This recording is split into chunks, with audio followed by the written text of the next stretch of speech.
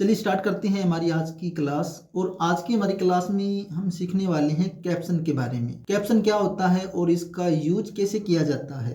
Microsoft word की अगर बात करें तो माइक्रोसॉफ्ट वर्ड के अंदर रेफरेंस टैब के अंदर हमारे को मिलता है कैप्शन ऑप्शन। जिस प्रकार हम टेबल ऑफ कंटेंट बनाते हैं ठीक उसी तरीके से हम कैप्शन की भी एक लिस्ट बना सकते हैं, एक फिगर बना सकते हैं जो हमारे को ये बताता है कि इस फाइल के अंदर आपने किन किन इमेज का प्रयोग किया है। पूरी फाइल के अंदर ली गई इमेज के बारे में जानकारी देता है कैप्शन। तो इसको किस तरीके से इंसर्ट किया जाता है और इसको इंसर्ट करने का क्या फायदा है, तो आइए जानते हैं। कैप्शन के अंदर हमारे को जो सबसे पहली कमांड मिलती है वो मिलती है इंसर्ट कैप्शन। इंसर्ट कैप्शन के बाद में दूसरा हमारे को मिलता है insert table of figure, update table और क्रॉस रेफरेंस। ये चार कमांड हमारे को मिलती है कैप्शन के अंदर। सबसे पहले हम बात करेंगे इंसर्ट कैप्शन की। कैप्शन होता क्या है। कैप्शन वह टेक्स्ट है जो किसी इमेज या टेबल के नीचे लिखा जाता है। जैसे कि फिगर 1 कंप्यूटर सिस्टम की हमने एक फोटो ले रखी है कंप्यूटर की, उसको हमने क्या नाम दे दिया, फिगर 1 नाम दे दिया।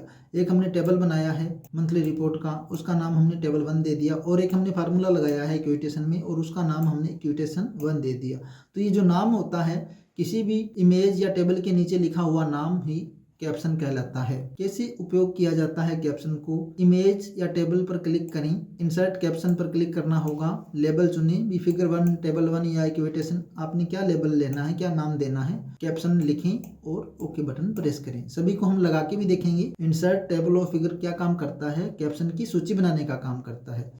यह विकल्प डॉक्यूमेंट में मौजूद सभी इमेज, टेबल, फिगर के कैप्शन की एक लिस्ट बनाकर देता है, बिल्कुल इंडेक्स की तरह। जैसे हम इंडेक्स बनाते हैं उसी तरीके से ये वैसे ही है। जैसे टेबल ऑफ कंटेंट होता है हेडिंग की लिस्ट, और टेबल ऑफ फिगर क्या है, इमेज की list. Table of figure image की लिस्ट बनाने के लिए ही हम यूज करते हैं। आप इसमें देख सकते हो कौन सी फिगर किस पेज पर है, कौन सा टेबल किस पेज पर है या कौन सा चार्ट कहाँ बनाया गया है, वो हमारे को दिखाएगा। यह एक लंबी रिपोर्ट, थीसिस या प्रोजेक्ट में बहुत काम आता है। तीसरा ऑप्शन होता है इसमें update table. Update table of figure का काम क्या होता है। अगर आपने कोई अपडेट देना है, यानी कि पहले जो आपने लिस्ट बना रखी थी फिगर की, उसमें कुछ नई इमेजेस आपने पेज पर ऐड कर दी और उनको भी आपने अपडेट करना है टेबल ऑफ फिगर के अंदर, तो आप अपडेट टेबल बटन का यूज कर सकते हो। जब आप नई फिगर जोड़ते हो, किसी फिगर को डिलीट करते हो, पेज नंबर बदलते हो, तो टेबल ऑफ फिगर अपने आप अपडेट नहीं होता है। उसे update table of figure button पे क्लिक करके हमारे को अपडेट करना होता है। चौथा आता है क्रॉस रेफरेंस। चार कमांड मैंने बताई थी। क्रॉस रेफरेंस का उपयोग किसी भी कैप्शन को डॉक्यूमेंट में कहीं भी रेफरेंस करने के लिए किया जाता है। एक डॉक्यूमेंट को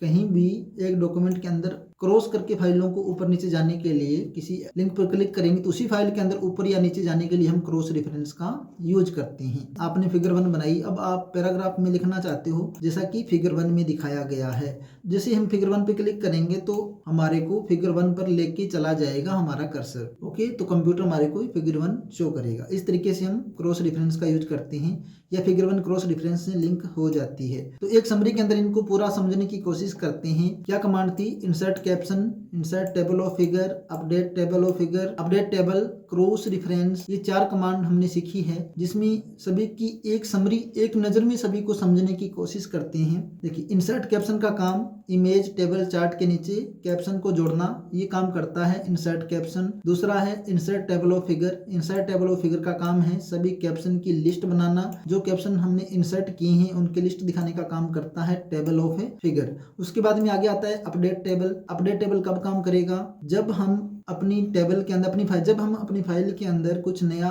चेंजिंग करते हैं तो या कुछ नई इमेज जोड़ते हैं, नया कैप्शन जोड़ते हैं, उसको अपडेट करने का काम करता है अपडेट टेबल कमांड। किसी भी पैराग्राफ में किसी टेबल या फिगर को हम जोड़ना चाहते हैं, उसका लिंक जोड़ना चाहते हैं, तो हम क्रॉस रेफरेंस का यूज करते हैं। आइए सभी को हम प्रैक्टिकली भी समझने की कोशिश करते हैं। सबसे पहले हम देखेंगे इंसर्ट कैप्शन के बारे में। देखिए, ये हमारे पास एक MS वर्ड की फाइल है जिसमें हमने बहुत सारी इमेजेस, शेप और पैराग्राफ का यूज कर रखा है। सभी पैराग्राफ को हम एक कैप्शन देने की कोशिश करते हैं। इसके लिए हमारे को अपने ऑब्जेक्ट को सिलेक्ट करना होगा। उसके बाद में हमारे को जाना होगा रेफरेंस के अंदर। रेफरेंस में हमारे को इंसर्ट कैप्शन बटन दिखाई देगा। देखिए, अभी इंसर्ट कैप्शन में बहुत सारे ऑप्शन दिखाई दे रही है आपको, लेकिन जैसे हम एक ऑब्जेक्ट को सिलेक्ट करते हैं तो केवल हमारे को इंसर्ट कैप्शन बटन ही दिखाई देगा। इंसर्ट कैप्शन पर हमने क्लिक किया। इसका क्या नाम देना चाहते हो, फिगर 1 देना चाहते हो, शेप 1 देना चाहते हो, क्या है ये, लेबल, फिगर है, टेबल है या इक्वेशन, तीनों ऑप्शन ऑप्शन आ गए ना, लेबल मैंने आपको दिखाया था पहले, ये हमने फिगर में हमने इसको कर दिया। देखिए अभी ये शेप 1 2 3 इसका नाम हम देना चाहते हैं, तो यहाँ क्या लिखा रहा है, फिगर 1 लिखा रहा है, लेकिन हमारे को शेप 1 शेप 2 ऐसे देना है। तो इसके लिए हम क्या करेंगे, न्यू लेबल बनाएंगे। यहाँ से न्यू लेबल पे हम क्लिक करेंगे, हमने यहाँ पे डाला शेप और हमने किया ओके। अब क्या लिखा आ गया यहाँ पे, शेप 1 ओके। इसको मैं ओके बटन पे क्लिक करता हूँ। अब देखिए जो हमारी शेप थी इसके नीचे क्या लिखा आ गया, शेप 1 नाम लिखा हुआ आ चुका है। इसी तरीके से दूसरी शेप को मैं सिलेक्ट करता हूँ, इस पर इंसर्ट कैप्शन का फिर से यूज करूंगा और ओके बटन प्रेस करूंगा। इसके नीचे क्या लग गया, शेप 2। इस तरीके से तीसरी इमेज को मैं सिलेक्ट करता हूँ, इंसर्ट कैप्शन और ओके बटन क्लिक करूंगा तो इसके नीचे शेप 3 आ गया। इसी तरीके से इस पर क्लिक करता हूँ, इंसर्ट कैप्शन और ओके बटन क्लिक करूंगा तो इस पर लग गया शेप 4। अब इसके बाद में इमेजेस आई।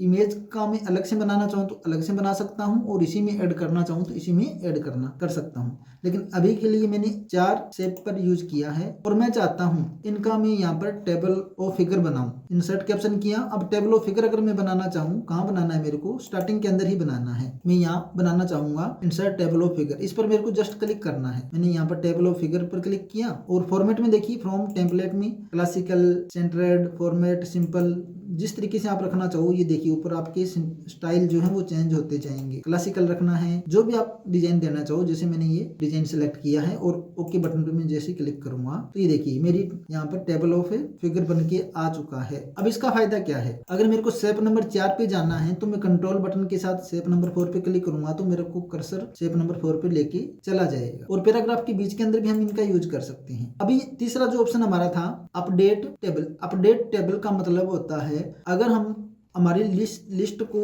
अपडेट करना चाहें, लिस्ट का मतलब जो हमने अभी 4 इमेज का यूज किया था, 4 शेप का यूज किया था, अगर अब मैं 5 से 7 जैसे मेरे पास ये नीचे इमेज थी, इनको भी मैं फिगर में आगे नंबर देना चाहूँ तो मैं इनमें इंसर्ट फिगर, इंसर्ट कैप्शन में फिर से मैं आया और शेप नंबर 5, इस पर लग गया 5 नंबर, इस पर लग गया 6 नंबर, ऑटोमेटिक लगते जाएंगे। और उसके बाद में इस पर लग गया, इंसर्ट कैप्शन में मैंने किया और अब मैं इसको अलग से नाम देना चाहता हूँ। अलग से मतलब शेप नहीं देना चाहता, मैं इसको पिक्चर का नाम देना चाहता हूँ तो मैं न्यू लेबल बनाऊंगा, न्यू लेबल और मैंने डाला इमेज नाम डाल दी ओके। तो पहले आएगा इमेज 1, उसके बाद में दूसरी इमेज को मैंने सेलेक्ट किया, इंसर्ट कैप्शन किया तो इमेज 2 की। उसके बाद में इसको मैं फिर से शेप का नाम देना चाहता हूँ ना कि इमेज का, मैंने सेलेक्ट किया इंसर्ट कैप्शन और अब की बार मैं लेबल चेंज करूंगा, मैं इसको क्या देना चाहूंगा, शेप देना चाहूंगा ओके। Shape number 7। और अपने टेबल को अगर अपडेट करना चाहूँ तो मैं अपडेट कर सकता हूँ। कैसे अपडेट करूंगा, मैं वापस रेफरेंस के अंदर जाऊंगा। अभी देखिए मैंने नया काम किया लेकिन मेरी टेबल अभी अपडेट नहीं हुई है। मैं अपने टेबल के अंदर आया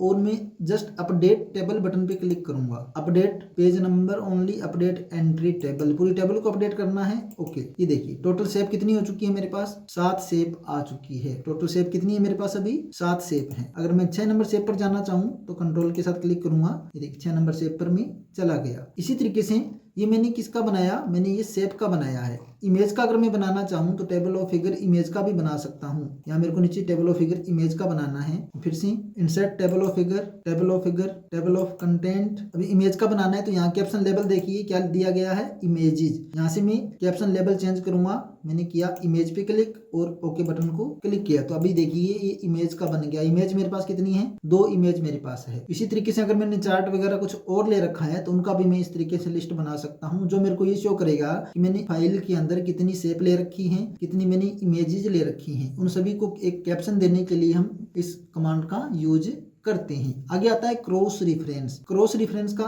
यूज क्या है, देखिए अभी मैंने ये पैराग्राफ में मैं वर्क कर रहा हूँ, इस पैराग्राफ में वर्क कर रहा हूँ और मैं यहाँ पर जस्ट वर्क कर रहा हूँ और मैं चाहता हूँ यहाँ पर एक नाम डालना। मैंने डाला इमेज, ये मान के चलो ये पैराग्राफ मैंने लिखा है। ये पैराग्राफ की डिटेल या इस ऑब्जेक्ट के बारे में जो जानकारी दी गई है वो किसके कहाँ दी गई है, शेप नंबर 2 में दी गई है। तो मैं चाहता हूँ कि यहाँ पर लिखा है सी मोर डिटेल। क्या देखो, मोर डिटेल के लिए आपको क्या देखना है, क्रॉस रेफरेंस बटन पे मैंने क्लिक किया, मैंने शेप पर क्लिक किया और शेप नंबर 2 मेरे को दिखाना है। मैंने यहाँ से शेप नंबर 2 सेलेक्ट किया और यहाँ मैंने इंसर्ट कर दिया और क्लोज बटन पे मैंने क्लिक किया। अब क्या होगा, सी मोर शेप नंबर 2, यहाँ पर शेप नंबर 2 दिया गया है। जैसे ही कोई व्यक्ति कंट्रोल बटन के साथ इस शेप नंबर 2 पे क्लिक करेगा तो वो कहाँ चला जाएगा, शेप नंबर 2 पर वो चला जाएगा। अगर कंट्रोल के साथ हम यहाँ पर क्लिक करेंगे। आई बात समझ में, इस तरीके से हम क्रॉस रेफरेंस का यूज करते हैं। तो आज की हमारी क्लास में हमने कैप्शन के बारे में पूरा जाना है। कैप्शन कैसे इंसर्ट किया जाता है, कैसे कैप्शन का टेबल और फिगर बनाया जाता है, कैसे उस टेबल को फिर अपडेट किया जाता है और कैसे टेबल ऑफ फिगर का हम क्रॉस रेफरेंस में यूज करते हैं।